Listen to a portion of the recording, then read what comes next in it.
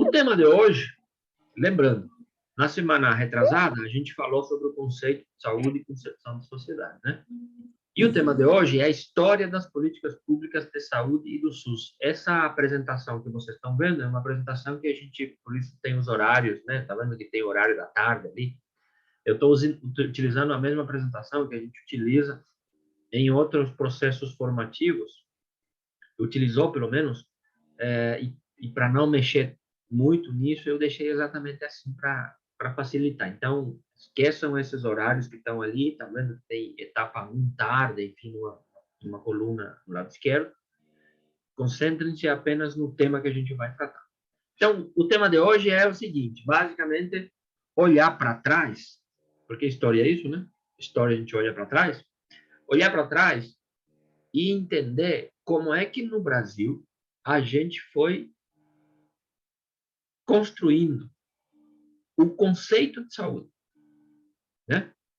E como é que as diferentes concepções de sociedade foi moldando, foi construindo, foi produzindo um tipo, um modelo, um conceito de saúde. Isso aqui vai reafirmar ainda mais aquilo que a gente conversou na etapa anterior, certo? Que saúde tem a ver, né? A gente falou de concepção de sociedade, de concepção religiosa, de concepção filosófica, de concepção econômica, de concepção cultural, né? O conceito de saúde, sobretudo, ela está atrelado a isso, né? E também a sociedade, ela representa, ela responde, ela traduz uma determinada concepção que as pessoas tenham, né? Valores, princípios, assim por diante. E a saúde não é uma coisa diferente disso tudo. E a gente vai ver como é que isso, ao longo da história, elas foram se construindo. Mas para essa retomada não, para essa discussão sobre o conceito de saúde, é importante lembrar rapidamente o que a gente conversou na etapa anterior, há 15 dias atrás, né? E há 15 dias atrás, a gente disse que o conceito de saúde ela está diretamente ligada, relacionada ao modelo de sociedade e também ao papel do Estado. Quando a gente fala de Estado aqui, não estamos falando do Estado de Santa Catarina, estamos falando do Estado brasileiro, né?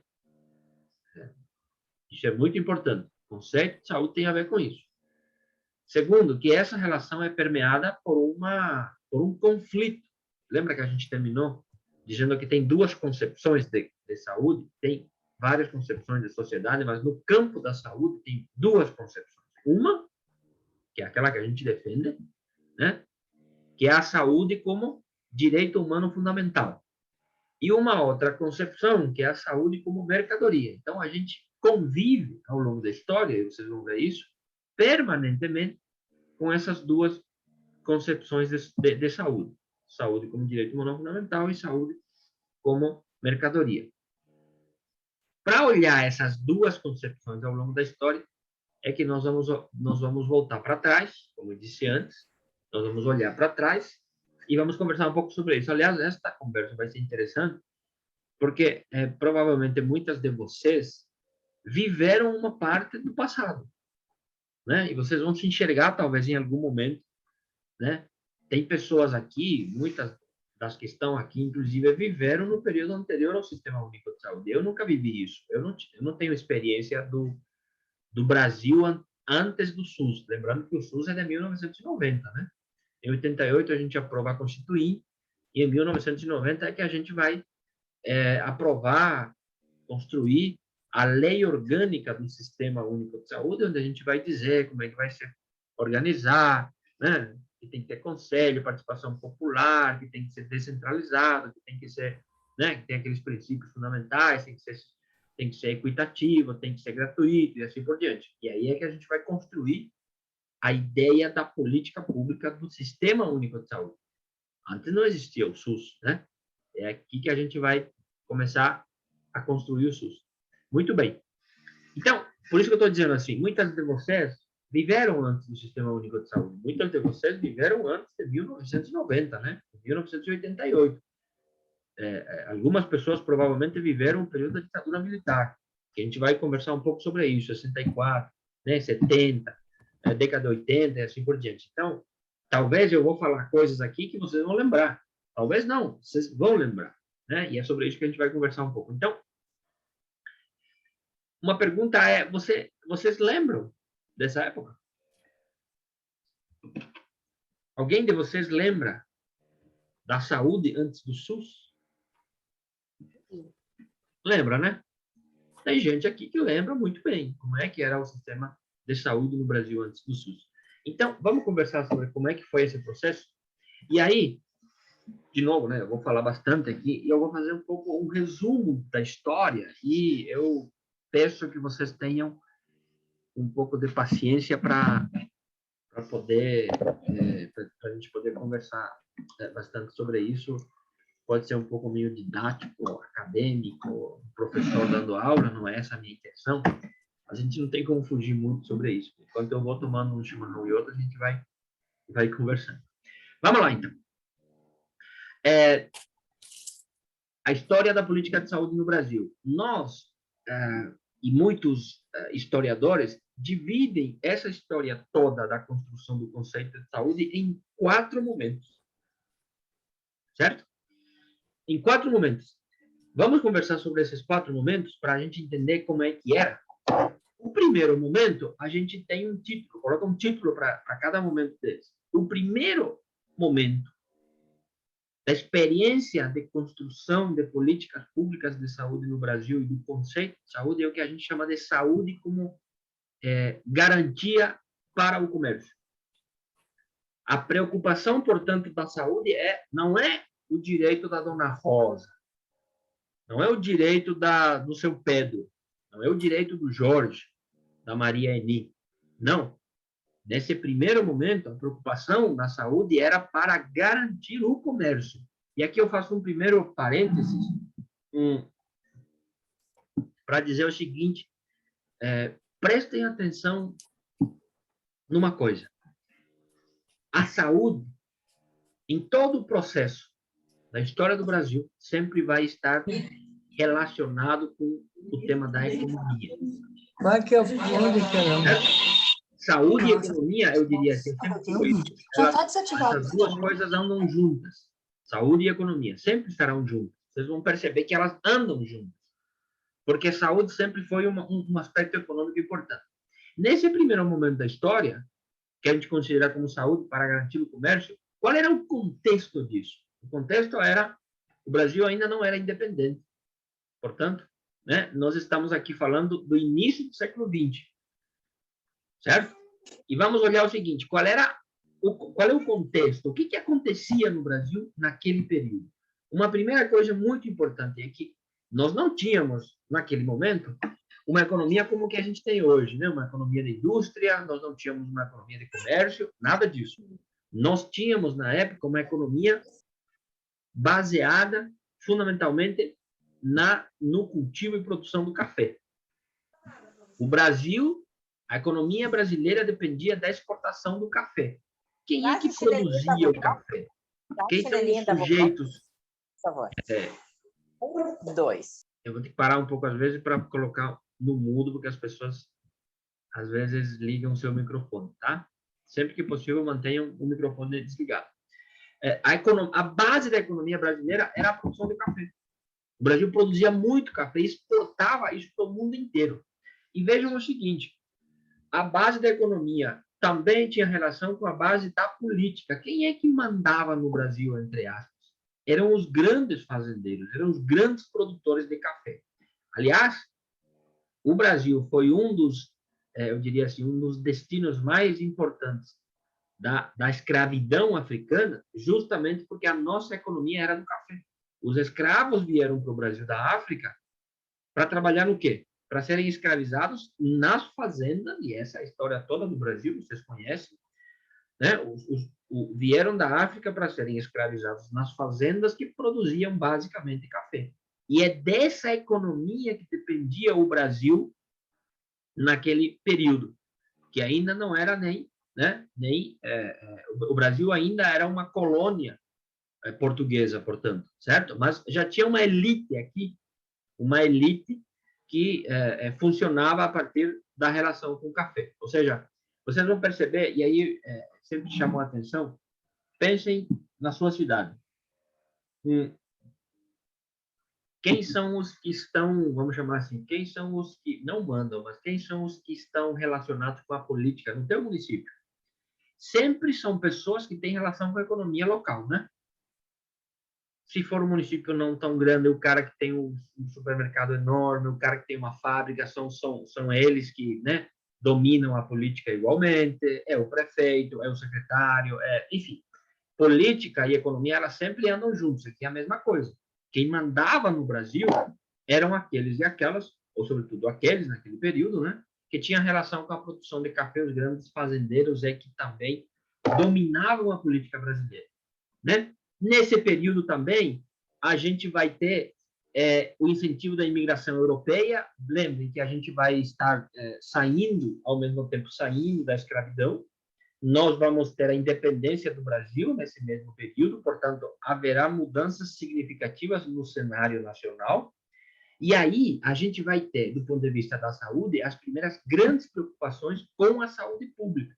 Nós vamos ter o período das grandes epidemias infectocontagiosas, as primeiras epidemias que vão acontecer no Brasil, sobretudo da varíola e da cólera, certo? O que isso vai produzir? Se o Brasil dependia, do ponto de vista da economia, da exportação do café, portanto, o Brasil, a porta de saída e de entrada da sua economia eram os portos, certo? E nós vamos ter, nesse mesmo período, o desenvolvimento das grandes cidades brasileiras ao redor desses portos que são mais importantes, por exemplo, o Porto de Santos, ao redor do Porto de Santos, as cidades elas vão se desenvolver. E anterior a isso, a gente vai ter as primeiras favelas, os primeiros grandes conglomerados de pessoas ao redor desses portos. Nós vamos começar a ter os primeiros problemas de saúde, certo? Sobretudo, né, epidemias infectocontagiosas, como eu falei antes. O que precisa fazer? Quando isso acontece, quando as doenças se espalham, o que acontece? Nos portos, os navios não queriam mais atracar, porque o Brasil estava sofrendo de epidemias. Portanto, qual é a consequência prática disso? A consequência prática é que paralisa a economia porque o Brasil não consegue exportar o café. Né? Os navios não conseguem atracar ou não querem atracar nos portos. Portanto, o que o Estado tem que fazer? E aqui tem um primeiro elemento importante. O Estado precisa fazer alguma coisa porque a saúde estava atrapalhando a economia brasileira. E volto a insistir. Não é porque o seu Jorge tem direito. Não, é preciso cuidar dele, é preciso enfrentar o problema da saúde, não porque as pessoas têm direito, e sim porque ela implica em um aspecto importantíssimo do Brasil, que é o tema da economia. Quando o problema da saúde começa a comprometer o desenvolvimento econômico, aí sim, aí é um problema de saúde que a gente precisa cuidar. Então, para dizer o seguinte, nesse primeiro período, as primeiras preocupações do Estado brasileiro com a questão da saúde, ela nasce no início do século XX, ela nasce justamente não pela preocupação do cuidado das pessoas, e sim tem a ver com a relação da economia.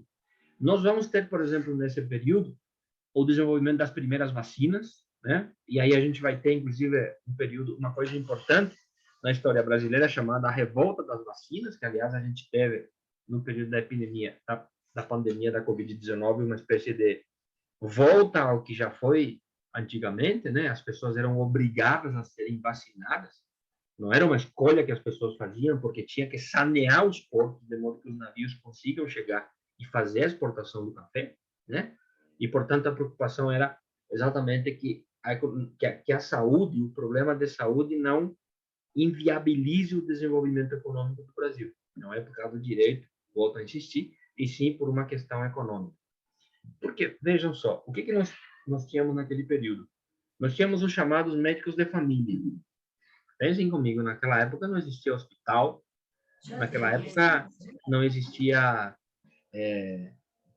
posto de saúde, naquela época nós não tínhamos nada disso. As pessoas mais abastadas, aquelas que estavam relacionadas, por exemplo, com as fazendas, eles tinham os seus médicos particulares. Os médicos com a sua maletinha, aquela que é clássica do médico, o médico ia lá na fazenda para cuidar do filho, da filha, do fulano, da fulana. Né? Não tinha hospital como nós conhecemos hoje. Esse era o cenário.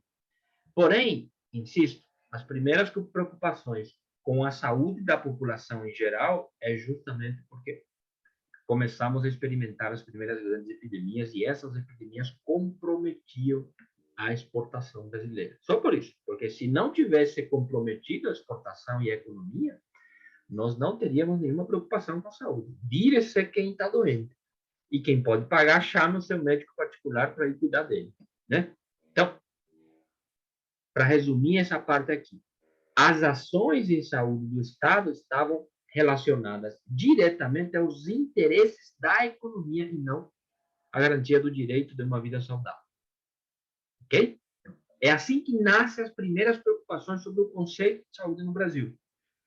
Isso é, eu diria assim, muito natural, porque nós vamos ter depois todo um desenvolvimento da sociedade, da humanidade como um todo, que vai compreendendo e entendendo a saúde numa perspectiva muito diferente do que era anteriormente. É óbvio que hoje em dia é diferente, né? Aí, nós vamos passar para um segundo momento dessa história, e aí talvez vocês vão se enxergar um pouco melhor. E essa segunda parte da história, nós vamos chamar assim, de saúde como garantia da mão de obra. Veja, não é mais para garantir o comércio, é para garantir a mão de obra. Ou seja, deve perceber aqui que a saúde aqui, a preocupação da saúde é com os trabalhadores. Porque quem é mão de obra são os trabalhadores. E aí você se pergunta, por quê?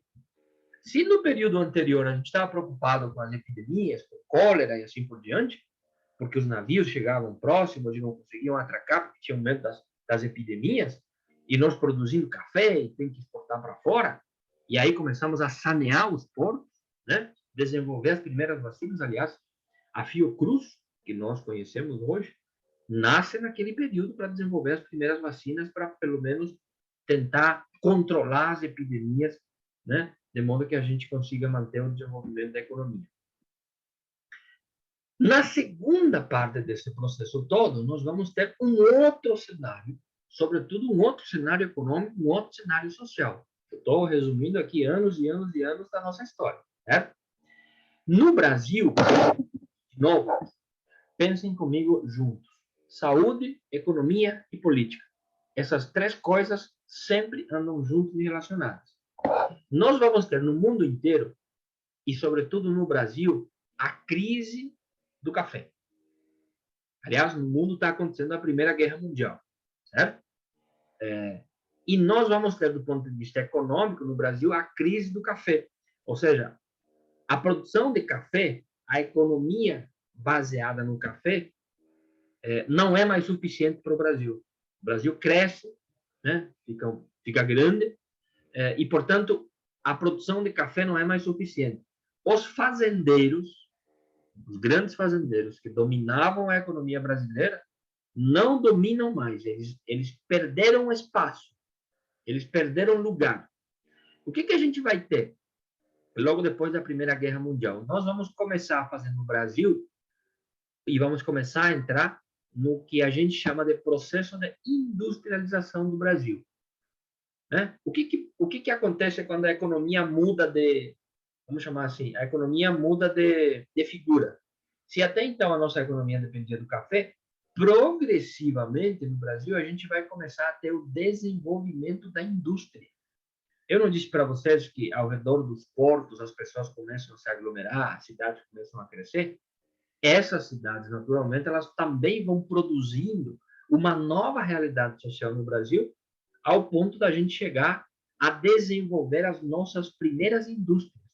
Essas indústrias, elas se tornaram tão importantes, tão centrais na economia brasileira, que desbancam a economia do café. Portanto, e de novo, eu sempre acho muito interessante isso para a gente entender como funciona, por exemplo, a sociedade. Os caras que têm relação com a indústria, ou seja, os grandes donos das indústrias, eles começam a ganhar dinheiro, começam a ganhar força, começam a ganhar relevância no Brasil e dizem o seguinte, ó, fazendeiros do café, espera um pouco aí. Nós ficamos grandões aqui, nós também queremos uma parte do bolo da política. Se até então eram vocês que estavam controlando e mandando nisso, agora vocês não têm mais toda essa relevância. Agora nós é que somos grandes aqui. Então nós queremos mandar. É assim que funciona. Né? Até hoje é assim que funciona a política. A gente sempre diz, brincando, que a política no Brasil não se resolve no Congresso. Você decide as grandes questões do Brasil nas churrascarias de Brasília. E é nas churrascarias de Brasília que os grandes empresários, esses que controlam boa parte da nossa economia, eles se reúnem. Eles não são nem deputados e senadores. Eles até financiam. Aliás, eles botam deputados e senadores para financiar lá. Nós não temos deputados e deputadas financiados pelos planos de saúde privados, que depois votam contra o Sistema Único de Saúde. É assim que funciona a política. Né? E nesse período não era diferente. Então, com o desenvolvimento da indústria no Brasil, esses é que vão começar a controlar o processo político brasileiro. Qual é a figura mais importante desse processo todo na política? Quem é que representa o processo da industrialização no Brasil? Um cara que todos vocês já ouviram falar, muitas vezes, chamado Getúlio Vargas. Getúlio Vargas era um fazendeiro do café? Não era. Ele tinha relações com as grandes fazendas do café? Não tinha nenhuma relação. A relação de Getúlio Vargas era com a indústria do país. Getúlio Vargas, eu diria assim, ele é uma síntese do processo de desenvolvimento industrial do país naquele período, né, de 1930 a 1940, mais ou menos, que é o primeiro processo todo que a gente vai fazer. Getúlio Vargas, o que ele vai fazer? Ele vai fazer a primeira constituinte no período industrial do Brasil, que é de 1934. Certo? E o que nós vamos ter no Brasil? Isso é muito importante sempre recuperar a história, porque às vezes a gente encontra por aí gente que é muito contrário ao tudo que aconteceu. Em 1919, aqui, a Constituinte é de 1934. Em 1919, a gente vai ter as primeiras grandes greves do ABC Paulista. A ABC Paulista era o centro do processo de industrialização brasileira, né? Sobretudo ligada à produção de carros. Né? Então, a gente tinha fábricas gigantescas, enormes, com milhares de trabalhadores, e no período de 1918, 1919, já com muita força a indústria no Brasil, eles vão fazer as grandes greves que vai resultar, por exemplo, de vários direitos trabalhistas que hoje a gente usufrui. O 13º salário foi conquistado em 1919, nessas greves todas, e, aliás, foi colocado na Constituição de 1934, que é no primeiro governo de Getúlio Vargas, certo? Foi nas grandes greves da ABC Paulista que a gente conseguiu 8 horas de trabalho, foi lá que a gente conseguiu o 13º salário, foi lá que a gente conseguiu férias, e vários outros direitos que foram conquistados nesse período do governo de Getúlio Vargas. Vejam, vocês vão se perguntar, e a saúde nessa história? Por isso que a gente chama de saúde como garantia da mão de obra. As indústrias, o Estado, Getúlio Vargas e assim por diante, eles começaram a se preocupar não mais com os portos, porque não tinha mais sentido se preocupar com os portos, né? Não mais com as epidemias, porque elas não comprometiam mais a economia. Eles começaram a se preocupar com a mão de obra. O trabalhador e a trabalhadora que levanta às 5 da manhã para ir lá na empresa da Volkswagen, fabricar carros, certo? E que tem que ficar lá 8 horas trabalhando, a preocupação era com eles. Eles é que tinham que usufruir de uma saúde de qualidade, de modo que eles possam produzir para a indústria. Essa é a diferença. De novo aqui, não é com a cólera, não é com as epidemias, não é com os navios a preocupação. Nós temos que limpar os portos. Não. Agora a preocupação é que a indústria não paralise por conta de problemas de saúde dos trabalhadores. E é por isso que eu preciso cuidar dos trabalhadores. Por isso eu preciso garantir serviços de saúde para os trabalhadores. Mas vejam, e aqui vocês vão começar a lembrar as primeiras experiências de saúde que vocês têm. O que a gente vai ter no mesmo período? Isso é muito importante. Os trabalhadores vão pressionar, vão fazer grandes greves e vão dizer o seguinte: assim como na Europa do século XVIII e XIX, né? Lembrando que na Europa a Revolução Industrial a gente vai ter no século XVIII, né? Sobretudo na Inglaterra, em que as primeiras grandes indústrias vão aparecer. no Brasil vai chegar já no século XX, muitos anos depois. Assim como na Europa, aqui no Brasil também nós queremos a aposentadoria. Certo? Nós queremos trabalhar um tempo, talvez um bom tempo, mas depois de uma certa idade e depois de algum tempo de trabalho, nós também queremos passar o resto da vida aposentados com salário. E aí nós vamos copiar, inclusive, uma experiência europeia, que é o financiamento tripartite, que é o que a gente tem até hoje. Ou seja, a nossa aposentadoria enquanto trabalhadores, ela baseia-se em 3 financiadores, vamos chamar assim. São 3 que contribuem. O patrão, né? O trabalhador e o Estado brasileiro. Cada um deles coloca um pouquinho do dinheiro que tem para uma caixa, né? Enfim, para algum lugar. Isso vai se acumulando em 20, 30 anos, conforme as reformas que a gente vai fazendo, e depois, de uma certa altura, depois de tantos anos de trabalho, tanta idade, a gente consegue se aposentar. Esse é o modelo europeu que a gente copiou aqui. Essa aposentadoria é uma conquista dos trabalhadores ainda na greve de 1918, 1919, que vai se constitucionalizar em 1934, na Constituinte que tem aqui. E aí, no ponto de vista da saúde, como é que a gente vai garantir isso? Eu disse antes, né? Preocupação é com os trabalhadores. A preocupação é que a mão de obra não pare para produzir, para que a indústria consiga produzir, portanto, produzir riqueza. As primeiras experiências de aposentadoria, a gente vai chamar de CAPS. Não sei se alguém vai lembrar. O que eram as CAPs? Caixas de aposentadorias e pensões. Quem assistiu o vídeo vai lembrar, inclusive, das imagens que mostram isso, né?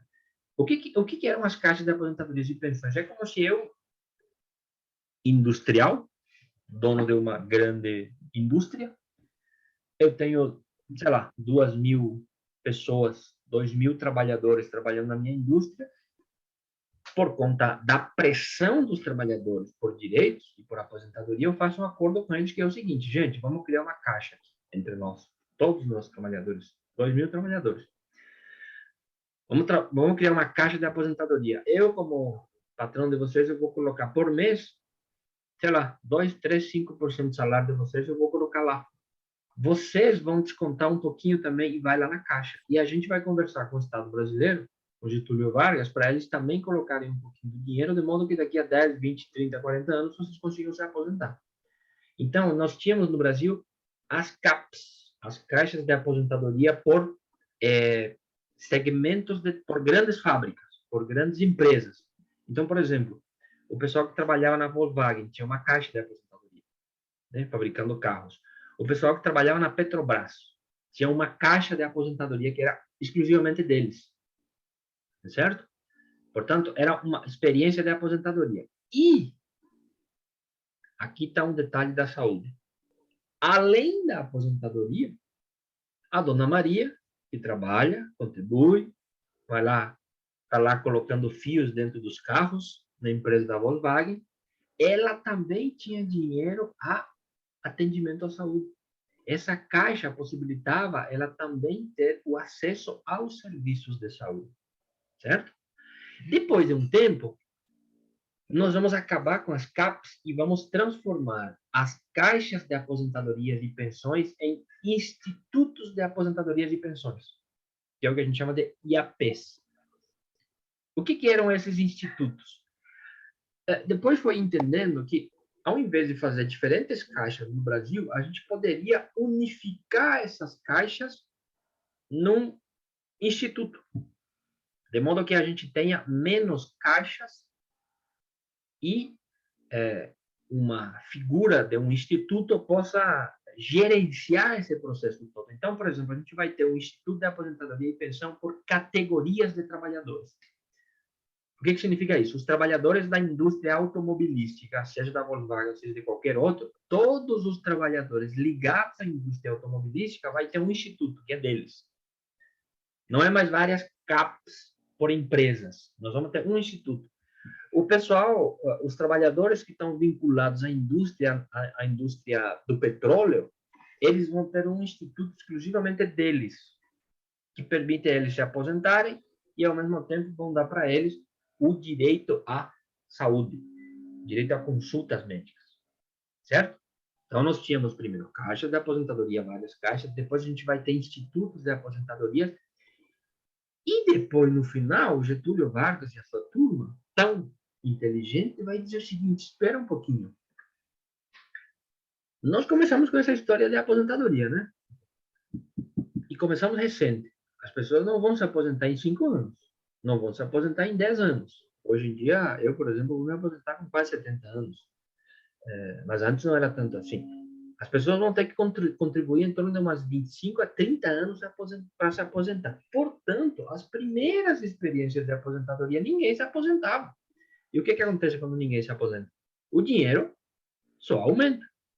Né? O dinheiro só entra, não sai o dinheiro, ninguém se aposenta. Praticamente ninguém se aposentava. Né? A menos por invalidez, alguma coisa assim. Mas isso era muito pouco. E aí o Getúlio diz o seguinte, vamos fazer o seguinte, para que a gente tem que criar IAPs por categorias de trabalhadores? Vamos criar um único instituto, não mais do que um, para juntar toda a política de aposentadoria e saúde do Brasil num único instituto que será gerenciado pelo Estado brasileiro. O formato de contribuição vai permanecer o mesmo. Trabalhadores, patrões e o Estado brasileiro contribuindo para a aposentadoria, mas a gente vai ter só um instituto.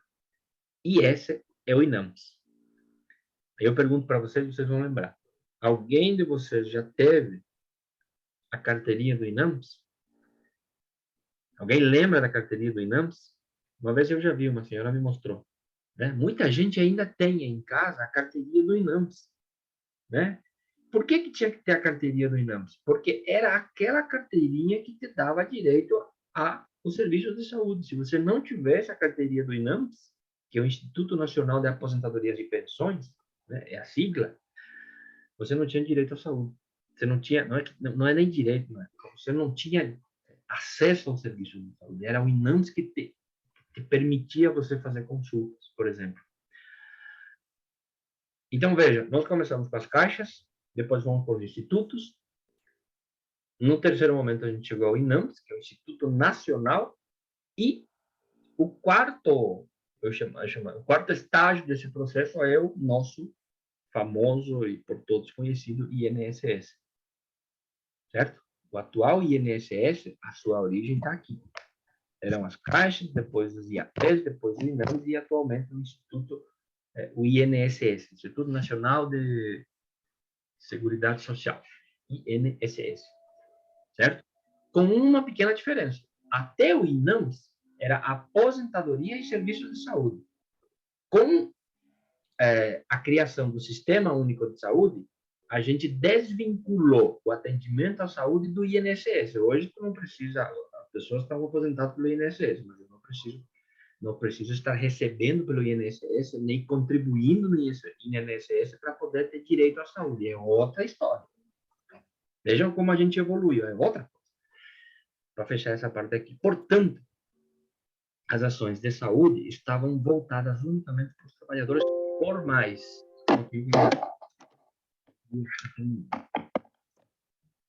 Pronto. Veja, de novo, no início do século XX, a preocupação era com a exportação do café. Neste período aqui, a preocupação é com os trabalhadores. Nós temos que cuidar dos trabalhadores porque eles é que produzem, eles são os que industrializam o país. Portanto, nós temos que cuidar dos trabalhadores. Aí a pergunta é, e dos que não trabalham? Quem é que cuida? E essa é uma pergunta muito interessante, porque vocês todos têm vínculos, vamos chamar assim, com a igreja, enquanto pastoral.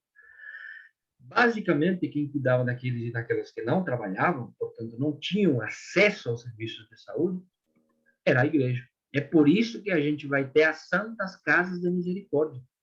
As Santas Casas de Misericórdia nasceram justamente para cuidar daqueles e daquelas que não estavam empregados formalmente, os chamados indigentes. A caridade, inclusive o conceito de saúde na igreja e as pastorais de saúde, elas nascem dessa experiência de cuidado com aquelas pessoas que não tinham trabalho formalmente reconhecido, eles não tinham carteira assinada. Naquele período, se você não tinha carteira assinada, porque é com a carteira assinada que a gente desconta os valores para a aposentadoria, a carteira assinada é o que te coloca no mercado de trabalho. Se você não tinha essa relação formal com o emprego, você não tinha direito à saúde, você não tinha acesso aos serviços de saúde. E se você não tinha isso, a tua única alternativa eram as Santas Casas de Misericórdia. Que, aliás, até hoje a gente tem as experiências das Santas Casas por aí, mas elas nascem justamente para cuidar daquelas e daqueles que não tinham INAMS. Por isso que a carteirinha do INAMS era muito importante. Aliás, a carteirinha do INAMS era uma espécie de identidade da minha cidadania. Certo? Me dá uma maçãzinha, por favor. Oi? Espera aí, eu acho que... Deixa eu só desligar aqui. A carteirinha do INAMS, e vocês que passaram por esse período sabem o que significa isso. Ele era uma espécie de dizer o seguinte: ó, gente, eu não sou um vagabundo. Eu trabalho, eu tenho um trabalho formal. E eu tenho direito a atendimentos dos serviços de saúde porque eu tenho um trabalho normal, formal, né? Isso é muito importante a gente compreender para saber como é que era antigamente. Então, vários de vocês passaram por isso. Portanto, de novo, conceito de saúde era apenas uma ausência de doença. E as ações em saúde do Estado, Getúlio Vargas, estavam relacionadas aos interesses da economia e não na garantia do direito. Se no período anterior a preocupação da saúde também era a economia, vocês percebem que aqui era a mesma coisa. Ninguém está falando de saúde como direito humano fundamental. Por isso que, na primeira etapa do curso, eu falei muito com vocês sobre a saúde como direito humano fundamental, porque, vejam, há uma diferença quilométrica de compreensão do conceito de saúde neste período e como nós conhecemos hoje. É muita diferença, vocês percebem? Que não é para todos, é só para alguns. E acreditem em mim, em muitos países do mundo ainda continua sendo assim. Aliás, eu sempre digo o seguinte, por isso que eu estava dizendo antes para vocês, eu não vivi esse período no Brasil, não conheço, não sei como foi, eu só sei pelos livros e pelas letras, né? Os que contam. Não é do meu período, aliás, nem estava aqui no Brasil naquele então. Mas se vocês forem olhar, e aqui faço um parênteses, se vocês forem olhar os países na América Latina que tiveram processos de industrialização, foram exatamente aqueles países que mais avançaram no tema dos direitos trabalhistas. Muito mais. O Brasil, por exemplo, os direitos trabalhistas, apesar de todas as reformas que foram feitas e dos retrocessos que a gente teve no direito trabalhista, apesar de tudo isso, o Brasil e a Argentina, que são os dois países que passaram pelo processo de industrialização, os demais países, pelo seu tamanho, inclusive, não passaram por isso, a industrialização produz necessariamente uma espécie de consciência de classe e uma organização sindical que pressiona o Estado, que pressiona a economia por direitos. Isso que eu estava falando para vocês. O que a gente tem aqui, por exemplo, em termos de direitos trabalhistas, é muito mais avançado do que qualquer outro país nosso aqui no vizinho. E podem contar, se vocês tiverem interesse em olhar como são os direitos trabalhistas, são muito diferentes. Muito diferentes. Aqui é muito mais avançado. Na Argentina é a mesma coisa, porque foram os dois países que produziram uma quantidade significativa de trabalhadores e trabalhadoras que se organizaram em movimentos sindicais e que pressionaram tanto a economia quanto o Estado brasileiro por conquista de direitos. Por isso que eu não entendo, eu acho, sinceramente, eu acho que ser contra sindicatos é literalmente não conhecer a história. E com isso eu não estou dizendo que os sindicatos não têm problemas, todo mundo tem problemas. Tem sindicatos de tudo que é tipo, certo? Mas a conquista que nós temos no Brasil, ela foi fundamentalmente conquista pelo movimento dos trabalhadores e trabalhadoras de todos os campos da economia. Né? E o dia que a gente acabar ou fragilizar imensamente os sindicatos, nós vamos perder muita força e nós vamos ter muitos retrocessos. Né? Muitas das nossas conquistas foram graças a esse povo que vai para a rua, às vezes, por nós. Certo? E já foram, inclusive, no passado e conseguiram esses direitos todos. Portanto, nós estamos nesse período da história do Brasil, primeiro governo de Getúlio Vargas, a primeira Constituinte, que é de 1934, e é onde a gente vai começar portanto, a formalizar os nossos primeiros grandes direitos, vários deles, inclusive, ainda válidos até hoje. Certo? Bom, a gente pode conversar sobre as nossas carteirinhas de INAM, se vocês tiverem guardado por aí, mostrem para nós, eu acho legal isso para a gente entender como é que era antigamente, né? Se eu tô com dor de cabeça ou com diarreia, passando mal aqui em casa, mas eu não tenho carteira formal de trabalho, não tinha direito. Eu vou ter que ir lá na Santa Casa Misericórdia como um indigente, portanto, não sou um cidadão, eu sou um indigente, e, né, esperar que me atendam porque eu não contribuo. Portanto, o sistema era o que a gente chama de sistema contributivo. A terceira etapa, vou ser mais rápido, daqui a pouco a gente termina. Já é 21 mais 5. A terceira etapa deste processo, veja, de novo, passamos no início do século XX, período do café, passamos já do período da industrialização, da primeira fase do processo de industrialização do Brasil, lembrando que o primeiro governo de Getúlio Vargas, depois ele volta, né? Ele vai fazer um segundo governo.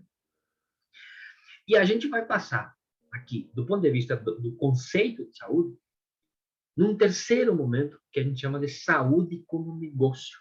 Isso é muito interessante. Certo? No contexto anterior, a gente estava na Primeira Guerra Mundial. Agora nós estamos no pós-Segunda Guerra Mundial. Certo? E por que saúde como negócio? Porque nós vamos ter no mundo, isso no mundo, né? E, por incrível que pareça, as guerras, elas proporcionam, às vezes, desenvolvimentos gigantescos, porque é lá que, às vezes, eles experimentam certas coisas. Pós-Segunda Guerra Mundial, nós vamos ter no mundo, especialmente nos Estados Unidos, desenvolvimento gigantesco da indústria química. Né? É o que a gente chama também, na história, de economia verde, ou a Revolução Verde, que é o que vai produzir, por exemplo, os transgênicos e assim por diante. Nós vamos ter, a ciência vai ter um crescimento significativo. E por influência norte-americana, nós vamos começar no mundo inteiro, e no Brasil não vai ser diferente, a explorar a saúde não mais como preocupação com a mão de obra. Nós vamos passar na humanidade, e no Brasil particularmente, a entender que saúde é um bom negócio. Aliás, em outras palavras, nós vamos começar a entender que esse negócio dá dinheiro. E vamos começar a tratar a saúde não como cuidado do trabalhador, não como controle da epidemia, não como direito fundamental. Nós vamos tratar a saúde daqui para frente como um negócio. E, portanto, uma coisa que pode dar muito dinheiro. Aliás, continua dando muito dinheiro, né? Esse é o terceiro contexto do processo de construção do conceito de saúde, certo? E aí, veja, eu sempre costumo usar uma relação, uma referência que é interessante. Até anterior a este período aqui, nós não tínhamos o desenvolvimento científico da ciência da saúde. É óbvio que a gente já tinha alguns avanços, mas não como o que nós vamos conhecer aqui no terceiro período, certo? Eu disse para vocês, lá no início do século XX não tinha hospital, né? As pessoas eram tratadas em casa. O médico levava na sua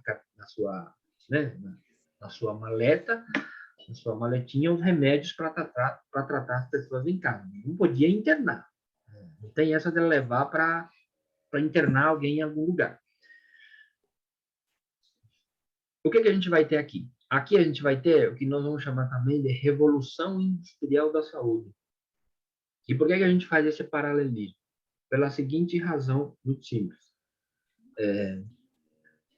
O que é a revolução industrial? A revolução industrial é um fenômeno que aconteceu no século XVIII, na Europa, particularmente na Inglaterra, e a revolução industrial tem uma característica muito simples, mas fundamental. O que é? Anterior à revolução industrial, nós tínhamos a produção artesanal. O que é a produção artesanal? As pessoas produziam, sobretudo nas suas casas, no interior, enfim, as coisas que precisavam no dia a dia. Elas produziam muito mais para o seu uso pessoal do que propriamente para vender. E a produção é artesanal. Alguém de vocês aqui faz bordado? No tempo... Eu faço, professor. Bordado, tricô. tricô, essas coisas todas. É. Esse bordado que tu faz é uma produção industrial? Não é, né? É uma produção artesanal, faz em casa, né? Geralmente. E você está envolvido na tua produção artesanal desde o início até o fim. Tu vai lá, compra o fio, compra o negócio que precisa, compra um pano e começa a bordar e faz do início até o fim. Você não vai fazer uma partezinha para depois ir lá para o vizinho fazer outra parte, para o outro vizinho fazer outra parte, para no final terminar. Não. Você faz tudo ali e vende, inclusive, na vida, no vizinho, na família. Assim. Isso é produção artesanal. O que a gente vai produzir na Revolução Industrial? A humanidade vai inventar uma coisa muito fundamental, eu diria assim, simples, mas central à ideia da Revolução Industrial, que é uma coisa que a gente usa, talvez todo mundo usa diariamente. Nós vamos inventar, a humanidade vai inventar o motor. O motor, o motor é o cérebro da Revolução Industrial. Se não fosse o motor, nós não teríamos tido a Revolução Industrial. E o que faz o motor? Sabe o que faz o motor? O motor faz movimento. O motor faz movimento. E ele tem uma autonomia. Ele faz movimento por si só. Ele só precisa de combustível. Então, como a gente inventou o motor, nós descobrimos que utilizando o motor, a gente pode fazer bordados não mais com a mão. A gente pode fazer com máquinas. Certo? E a gente vai inventar uma coisa que reproduz o que nós fazemos manualmente, apertando um botão para fazer o motor funcionar, com uma pequena diferença, mas que faz, eu diria assim, como resultado final, uma coisa extraordinária. Eu vou conseguir produzir com o movimento que o motor faz muito mais coisas e muito mais rápido do que com a mão. Então, se eu invento um motor que faz bordado, e eu consigo, não tenho nem ideia de quanto tempo vocês demoram para fazer uma coisa, mas é suspeito que demore, né? Se eu vou produzir, por exemplo, vou comprar um pano e eu vou fazer a borda do pano em uma semana, eu descubro que com o motor eu posso fazer isso em 1 hora. E, portanto, em 24 horas, eu vou produzir num dia só 24 trabalhos feitos. Vejam, 24 eu talvez demoraria o quê? 6 meses para fazer manualmente. Essa é a magia, o milagre do motor. Certo? Então, o que nós vamos fazer na Revolução Industrial? A gente vai dizer o seguinte, gente, para de fazer aí manualmente, que nós vamos fazer tudo no motor aqui e vai ser muito mais rápido. Então, nós vamos fazer o seguinte, nós vamos construir um galpão, né? Quem mora no interior sabe o que é galpão, né? Nós vamos construir um galpão. Nesse galpão, nós vamos instalar os motores com os seus acessórios e nós vamos produzir em grande quantidade aquilo que as pessoas produzem demorando meio ano por aí. Só que essas pessoas que produziam fazendo artesanalmente, nós vamos chamar eles para eles virem a operar os motores. Isso é a Revolução Industrial. Nós vamos pegar os motores que inventamos, botamos no galpão, chamamos as pessoas para operar esses motores, para fazer as coisas ali dentro, e esse galpão a gente vai chamar de fábrica. Essa é a Revolução Industrial. E aí, ao redor desses galpões, é que a gente vai ter o crescimento gigantesco das cidades. Todas as cidades vão crescer no entorno das fábricas, como foi, por exemplo, na Inglaterra. E aí vai começar as primeiras preocupações com a saúde pública, assim por diante, porque as pessoas ficavam ali. As pessoas no começo trabalhavam 13 horas, 16 horas. Graças ao movimento sindical, as primeiras experiências do movimento sindical já na Europa, é que a gente vai começar a ter as reivindicações por direitos. Tem vários filmes que tratam sobre isso, mas você já ouviu a palavra sabotagem? Já, né? A palavra sabotagem nasce na Revolução Industrial, porque sabotagem tem a ver com bota, sabotagem. O que as pessoas faziam? Sabotar é você fazer parar alguma coisa proporcional. Você opta em fazer alguma coisa para que a coisa pare de funcionar. Você causa um problema para que a coisa pare de funcionar. Por exemplo, sabotagem na transmissão da energia elétrica. Teve algumas pessoas que foram derrubar 3, 4 torres que impediram a transmissão da energia, portanto, isso chama-se sabotagem. As mulheres, cansadas, e para poderem descansar um pouco, elas tiravam, elas iam de sapato para as fábricas, chegando lá, elas trocavam o sapato, guardavam nas suas bolsas o sapato que elas usavam da casa para a fábrica, e pegavam esses sapatos e jogavam dentro dos motores, ou dentro das fábricas. Porque o motor é aquele que faz movimento, mas tem os seus acessórios. Ao fazer isso, necessariamente a fábrica tinha que parar para poder saber o que aconteceu. E era o tempo que as mulheres tinham para descansar. Daí nasce a palavra sabotagem. Elas sabotavam a fábrica de modo que possam descansar um pouco. As primeiras experiências de cooperativas no mundo vai nascer também na Revolução Industrial. Sabe como? Quando as pessoas começaram a fazer caixinhas, contribuições entre trabalhadores da mesma fábrica, elas entenderam, ganhavam tão pouco, ganhavam só o suficiente para sobreviver, que eles não tinham dinheiro para enterrar as pessoas que morriam nas fábricas. Então, o que eles faziam? Eles faziam uma contribuição solidária por mês, parte do seu salário, para poder criar uma caixa, de modo que quando alguém morre, eles possam comprar o caixão para enterrar o companheiro. Assim nascem as primeiras experiências de cooperativa, depois a gente vai... Né? Por que eu estou falando tudo isso?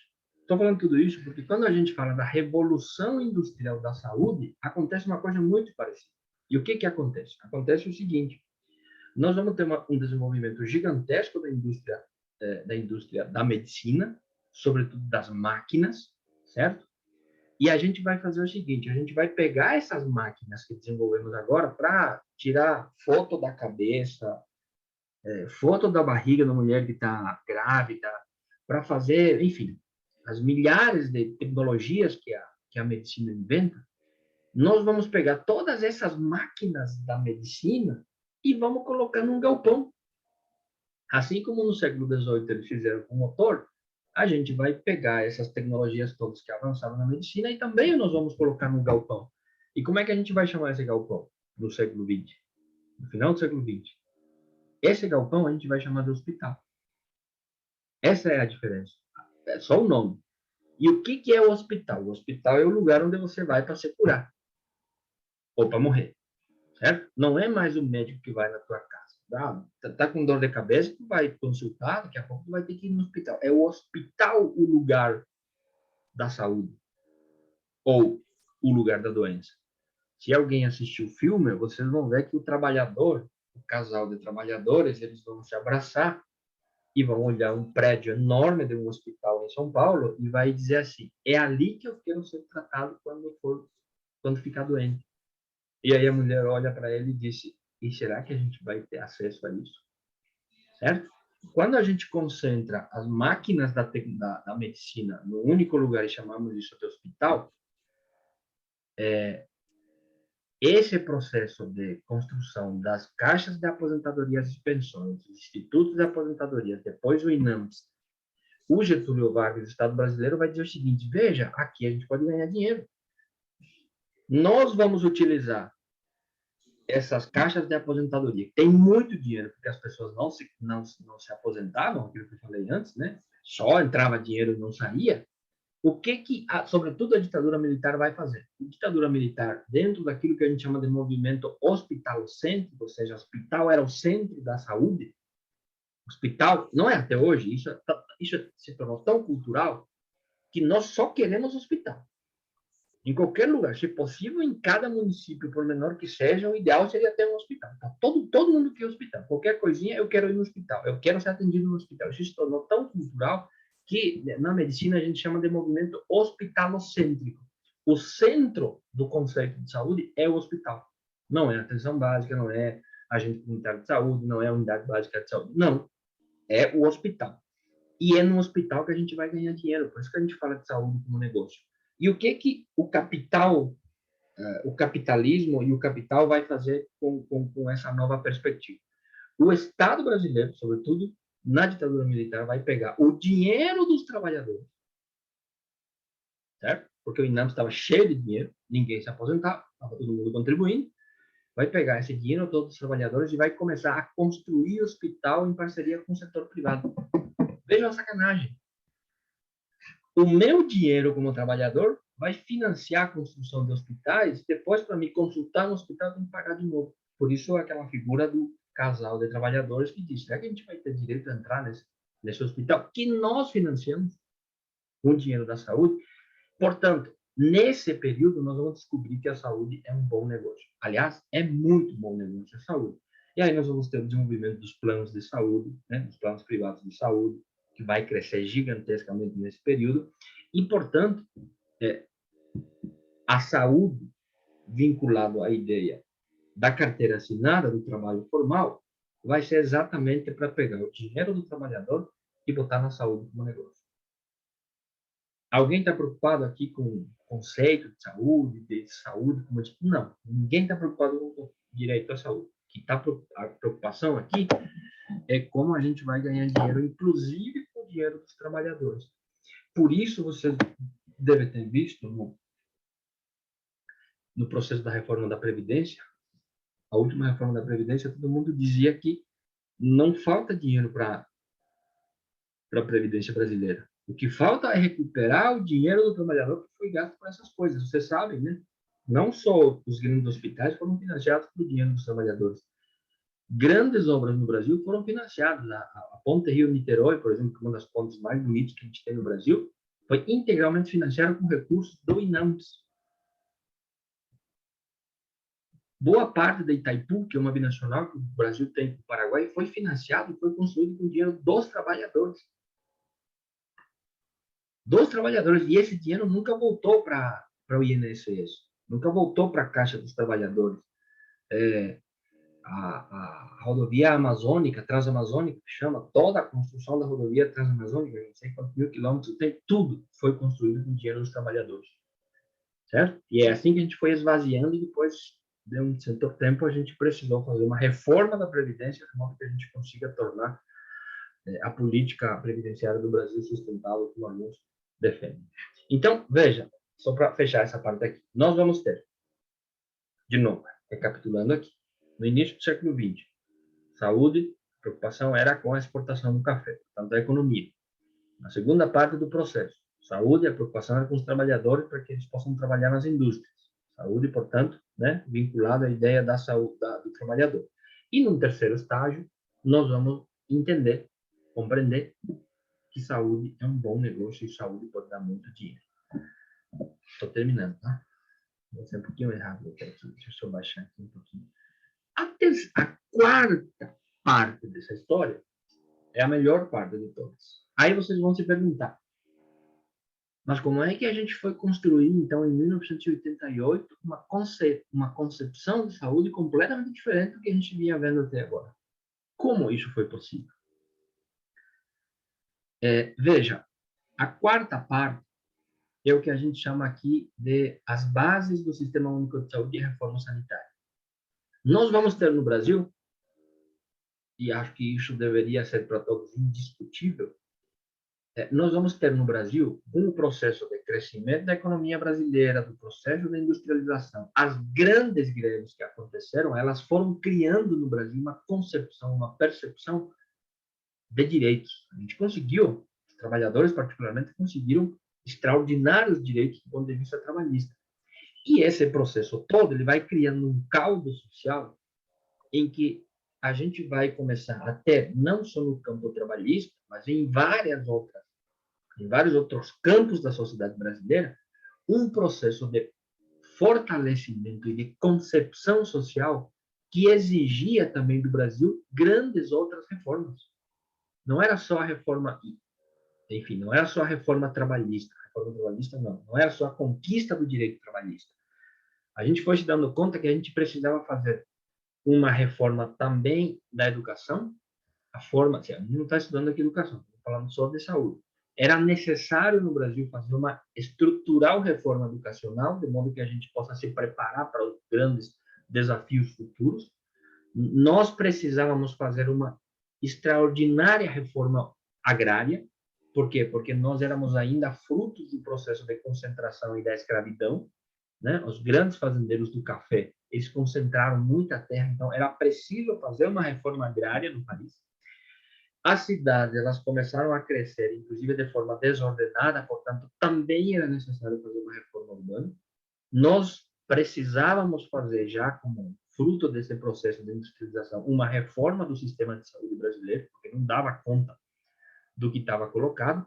Portanto, havia uma espécie de concepção, uma espécie de convencimento no país de que era necessário fazer as grandes reformas ou o que chama de reformas estruturais. Grandes movimentos sociais começaram a surgir. Isso no período de 1950 a 1960. Aonde que vai culminar isso? Quando isso tudo começou a colocar em risco a estrutura econômica do país, a estrutura política do Brasil, em 1964, todo mundo sabe, para segurar...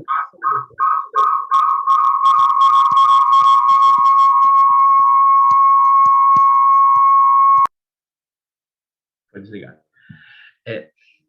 Para segurar todo esse processo de reformas que estava sendo discutido no Brasil e que colocava em risco a elite brasileira, nós vamos ter em 1964 o golpe civil-militar, justamente para perseguir, torturar e matar, porque literalmente foi isso que aconteceu, todos esses movimentos que queriam uma reforma urbana, uma reforma agrária, uma reforma educacional, uma reforma econômica e uma reforma de saúde.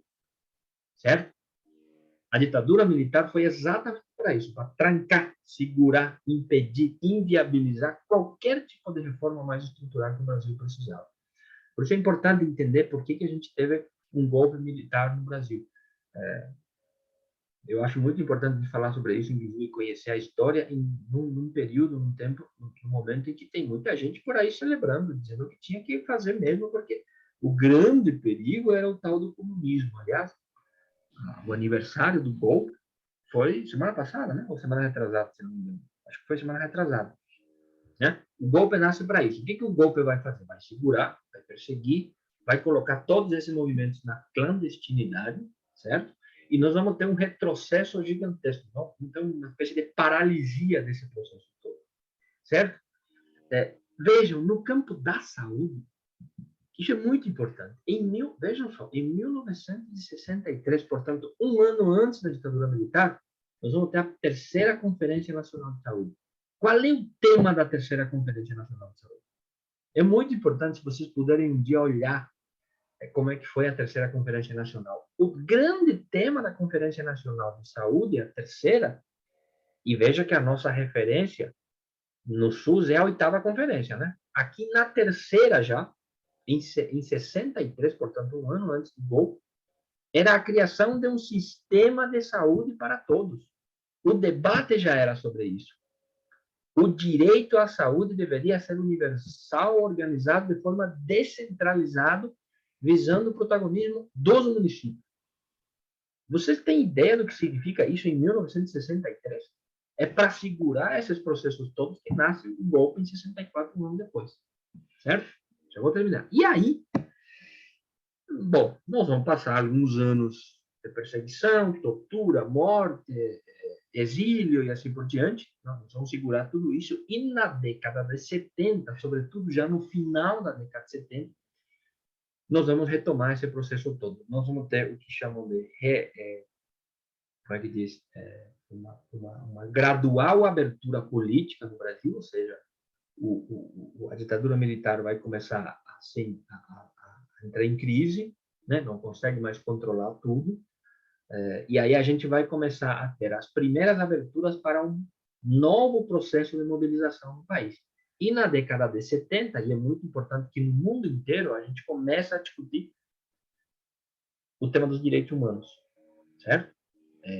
A Declaração Universal dos Direitos Humanos, essa Declaração Universal dos Direitos Humanos, que nasce fundamentalmente depois da Segunda Guerra Mundial, justamente para impedir uma terceira guerra mundial, vai começar a ganhar força no mundo e vai começar a trazer as suas primeiras consequências. A gente vai ter, por exemplo, na década de 70, a Declaração de Alma-Ata. Se não me engano, Alma-Ata é uma cidade russa, em que pela primeira vez no mundo inteiro a gente vai começar a falar sobre a saúde como direito humano fundamental. E nós no Brasil, sobretudo pelo movimento da reforma sanitária, nós vamos incorporar esses conceitos todos no Brasil e vamos começar a fazer e fortalecer um grande movimento nacional, um gigantesco movimento nacional chamado Movimento da Reforma Sanitária. Acho que todos vocês já ouviram falar sobre isso. O que era o movimento da reforma sanitária? O movimento da reforma sanitária, do ponto de vista conceitual, portanto, do ponto de vista daquilo que ele defende ideologicamente, vai beber, como a gente chama, da Declaração Universal dos Direitos Humanos, da Declaração da Alma-Ata e de vários outros movimentos internacionais que vão começar a trabalhar a saúde como direito humano fundamental. Esse movimento da reforma sanitária vai dizer o seguinte: nós temos que trazer esses conceitos no Brasil, incorporar isso no nosso processo de construção da política de saúde e traduzir na realidade brasileira, como política pública, esses conceitos todos estão sendo discutidos no mundo. E aí, o movimento da reforma sanitária vai reunir profissionais da saúde, professores, universitários, movimentos sociais, né, como um todo, movimento sindical, pastorais, que não estão citados aqui. Aliás, a Igreja Católica foi fundamental com suas pastorais para a gente poder conseguir o Sistema Único de Saúde. E nós vamos criar um caldo, tamanho caldo no Brasil, com tamanha força, né, capitaneado por esse movimento nacional chamado Movimento da Reforma Sanitária, que vai culminar na nossa clássica e extraordinária 8ª Conferência Nacional de Saúde. E o que a 8ª Conferência Nacional de Saúde vai fazer? Duas coisas. Uma, do ponto de vista da participação, é a primeira conferência nacional com participação ampla da sociedade brasileira. Todas as edições anteriores eram conferências nacionais apenas de trabalhadores e, sobretudo, gestores.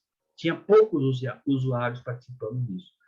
A 8ª Conferência Nacional de Saúde, que é o nosso grande marco da conquista do Sistema Único de Saúde, vai permitir uma participação extraordinária dos movimentos, das associações de moradores, dos pastorais, dos sindicatos, enfim, todos aqueles movimentos que, aliás, resistiram por muitos anos à ditadura militar.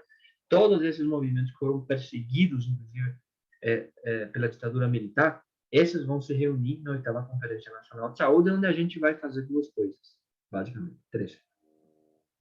A gente vai dizer: a saúde é um direito humano fundamental. E vai servir essa declaração final e esse conteúdo todo que será trabalhado na 8ª Conferência Nacional de Saúde como base da discussão em 1988, na Constituinte, para que a gente tenha tamanho, força e pressão suficiente para cima dos constituintes para eles escreverem.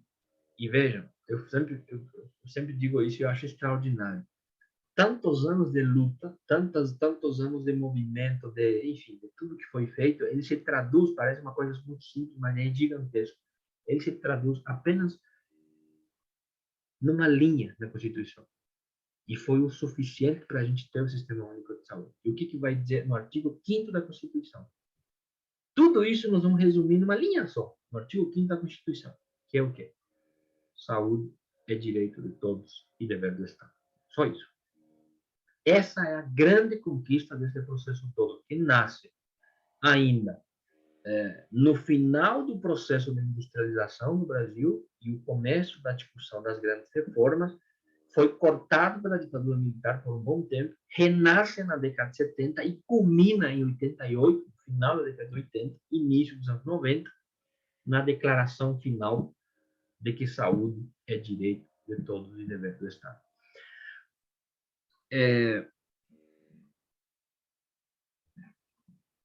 Eu sempre acho muito importante a gente falar sobre isso. É aí que nasce o SUS. Depois, é claro, 2 anos depois, a gente vai ter a Lei Orgânica do SUS, portanto, aquela intencionalidade que estava na Constituição de uma linha só, ela tem que ser traduzida em política pública.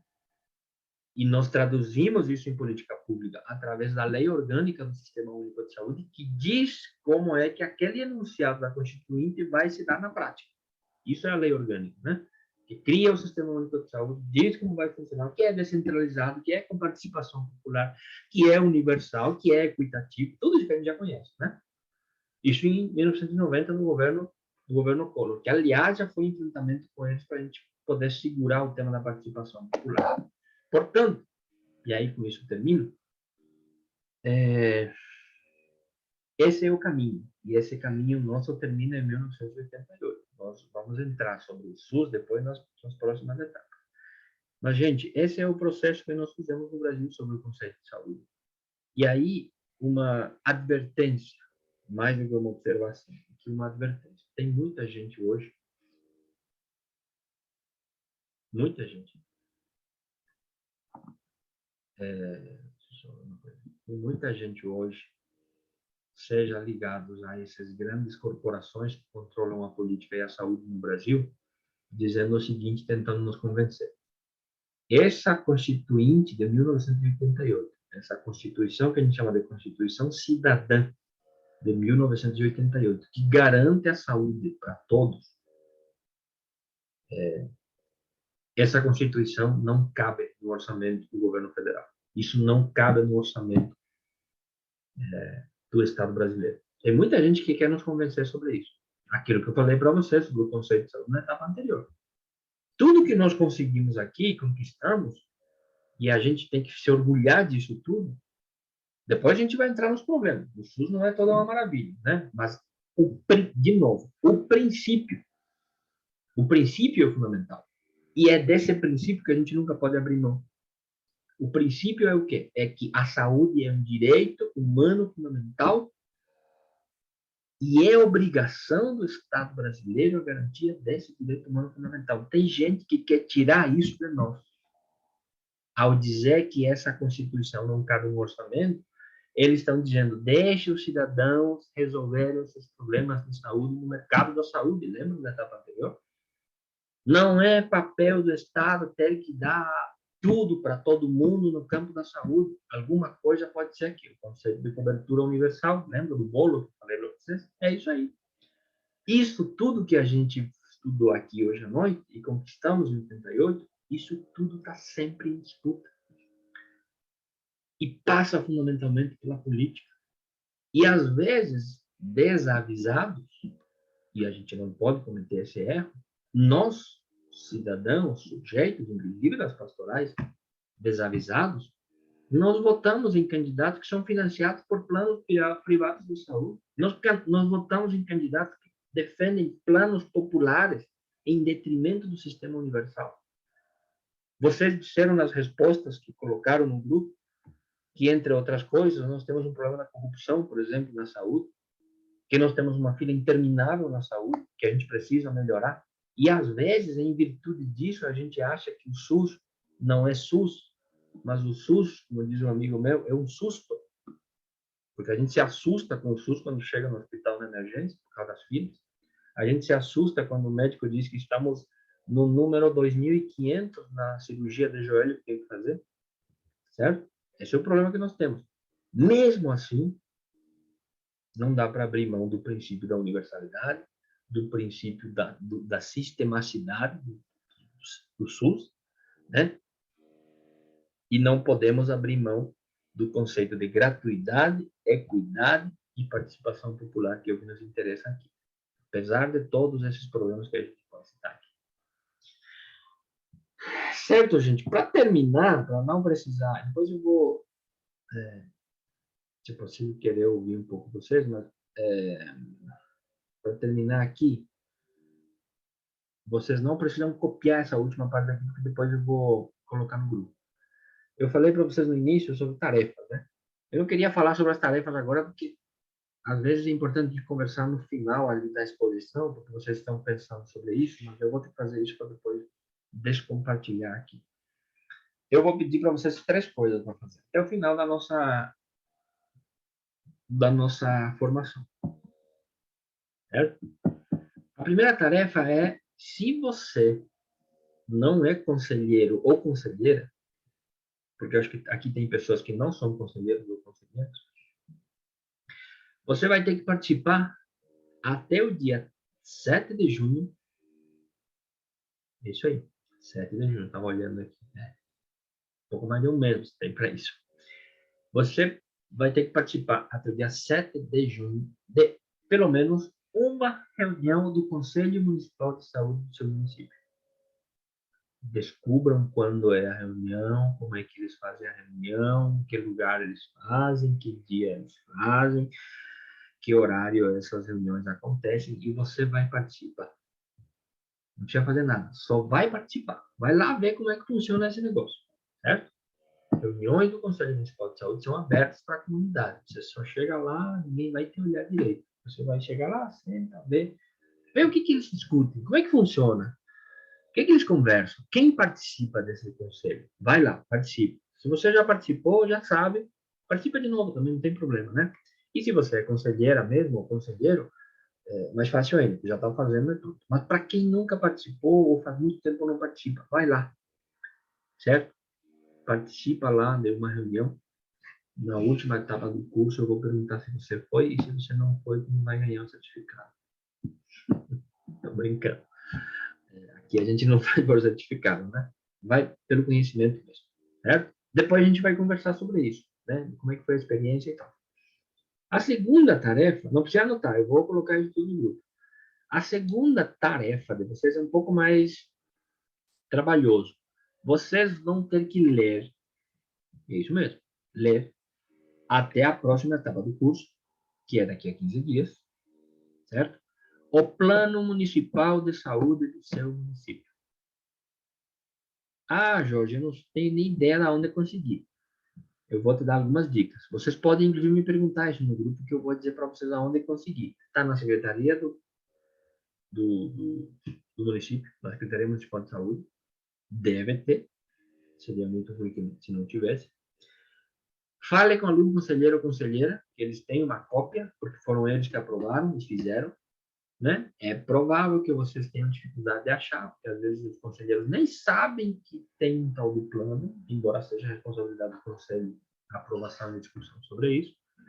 Mas, enfim, eu quero que vocês consigam, não sei como, certo? Porque cada município é diferente, consigam o Plano Municipal de Saúde do seu município e leiam esse plano, certo? Esse plano pode ter 500 páginas, pode ter 200 páginas e pode ser 5 páginas, tá?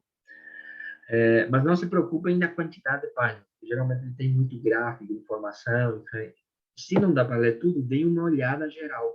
Vai ter uma partezinha do plano, uma boa parte do plano provavelmente vai ser uma descrição do município. Ele vai ter dados, do que as pessoas morrem, do que as pessoas nascem, quantos nascidos vivos, qual é a situação demográfica, o que o município tem de economia, enfim, isso pode ter 200 páginas. Na última parte do plano, vai ter o que o município diz que vai fazer durante 4 anos. Isso é o mais importante que vocês lerem, certo? Se já leram, melhor ainda. Mas eu quero que vocês leiam esse plano. Se vocês têm dificuldade, escrevam lá no grupo, eu vou lembrar para vocês. Escrevem lá, digam, Jorge, não consegui, não está difícil. Uma outra forma de conseguir o plano é falar com algum vereador da sua confiança, da Câmara de Vereadores. Ele pode solicitar a Secretaria de Saúde e a Secretaria de Saúde vai fornecer uma cópia. É isso. E o terceiro, mais difícil ainda, vocês vão pedir, isso até o final do nosso curso, não tem prazo para isso, o limite é até o final. Vocês vão pedir para o seu vereador, imagina que todos vocês têm um vereador lá na Câmara, né? Vocês vão pedir para o seu vereador uma cópia do PPA. O que é o PPA? É o Plano Plurianual. A gente vai conversar sobre isso na quarta etapa. O ideal seria até lá vocês conseguirem uma cópia do PPA e uma cópia da LDO. LDO é Lei de Diretrizes Orçamentárias. Certo? Os vereadores têm. E se não tiverem, eles vão solicitar ao prefeito ou à prefeitura. Peguem essa cópia e olhem. Olhem. Eu não vou dar dicas, nada de dicas para vocês sobre isso, mas eu quero que vocês olhem sobre isso, porque a gente vai tratar e conversar sobre isso. Na quarta etapa, se não me engano, que é sobre planejamento em saúde. Certo? De novo, não precisam copiar, não precisam se lembrar sobre isso, porque eu vou colocar isso tudo para vocês